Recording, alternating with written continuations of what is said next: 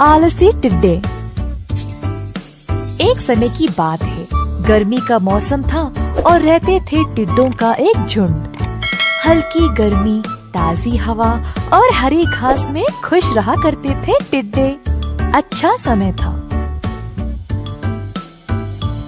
एक दिन जब टिड्डे खेल रहे थे तो उन्होंने कुछ फलों और सब्जियों को जलते हुए देखा।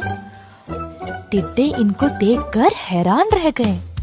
टिड्डों के नेता को उन फलों और सब्जियों के पास से कुछ आवाजें सुनाई दे रही थी। थोड़ा पास जाकर उन्होंने झांका। टिड्डा नेता ने देखा कि असल में वो कुछ चींटियां थे जो फलों और सब्जियों को अपने सिरों पर उठा ले जा रहे थे।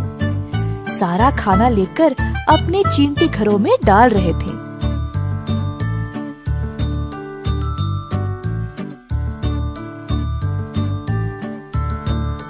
तुम सब ये खाना लेकर अपने बिल में क्यों डाल रहे हो? पूछा टिड्डा नेता ने। सर्दी का मौसम आने वाला है तो उसी की तैयारी कर रहे हैं। जो गर्मी में मिलता है वो सर्दी में कहाँ होता। पत्ते, फले, डालियाँ ये सब नहीं मिलेंगे। बहुत ठंड होगी और बाहर निकलना भी मुश्किल। इसीलिए हम अभी थोड़ा मेहनत करके सब कुछ जमा रखते हैं। बेशक तुम चींटियों को ऐसे ही सिरदर्दी उठानी पड़ती है। देखो कितनी छोटी और कमजोर हो। हम लंबे और बलवान हैं। हमें किसी चीज की चिंता ही नहीं, बोला टिड्डा नेता गुरूर से। सारे टिड्डे बस चींटियों पर हंसते रहे। हर रोज चींटियां अपना काम करते जा रहे थे और खाना जमाते रहे और टिड्डे बस इनका मजाक उड़ाने में थे। इसी प्रकार कुछ दिन बीत गए और गर्मी का मौसम भी खत्म होने को आ रहा था। एक दिन कुछ टिड्डे रोज की तरह खाना खाते आराम कर रहे थे। गर्मी के मौसम में केवल खा खा के सब आलसी और मोटे बन गए। आखिरकार ठंड का मौसम आ गया और आलसी मोटे टिड्डों के पास बने रहने के लिए कुछ भी नहीं था। ना पत्ते, ना झाड़ी, ना खाना, ना कोई रहने की जगह। तुरंत सबको याद आया कि चींटियों ने घर बनाए थे और बहुत सारा खाना भी जमा करके रखा था। सारे टिड्डे उस बिल में घुसकर वहीं पे कब्जा करके बस गए। अब सारे चींटियां परेशान हो गए और अलग अलग बिखर गए। चींटियों ने समूह बनाए और ठंड से बचने के लिए अपने दोस्तों के घर चले गए।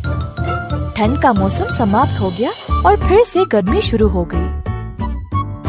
चींटियां फिर से खाना जमाने के काम में लग गए। सब चींटियों ने निर्णय लिया कि इस बार वे टिड्डों को उनकी छत और उनके भोजन पर कब्जा करने का मौका नहीं देंगे। टिड्डों को गुमराह करने के लिए उनके पास थी एक योजना। इस योजना के अनुसार कुछ चींटियों की सेना ने एक गुप्त जगह बनाई जहाँ पे वे खाना जमा कर रहे थे और साथ साथ कुछ और चींटियां उनके पुराने जगह में खाना जमा करने का नाटक कर रहे थे, टिड्डों का ध्यान हटाने। टिड्डे आराम से चींटियों को देखकर सोच रहे थे कि अब फिर से सर्दी में वे उनके खाने पर कब्जा कर लेंगे।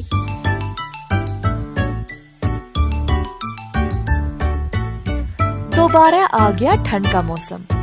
टिड्डे फिर से उस बिल में घुस गए।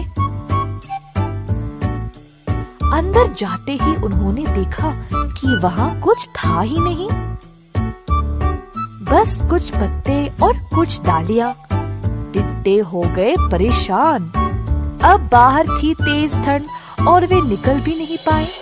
ठंड का मौसम अब उनको उसी बिल में बिताना पड़ा। बस उन चंद पत्तों को खाकर जीवित रहना पड़ा। टिड्डों को एहसास हुआ कि उनको उनकी आलस्य की सजा मिल रही थी। जब वे गर्मी में बाहर निकले तो दुबले पतले और कमजोर पड़ गए थे।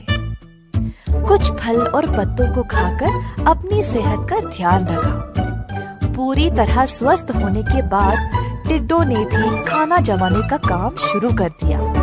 ठंड का मौसम बिताने के लिए सब ने पत्ते झाड़ियों का घर भी बनाया।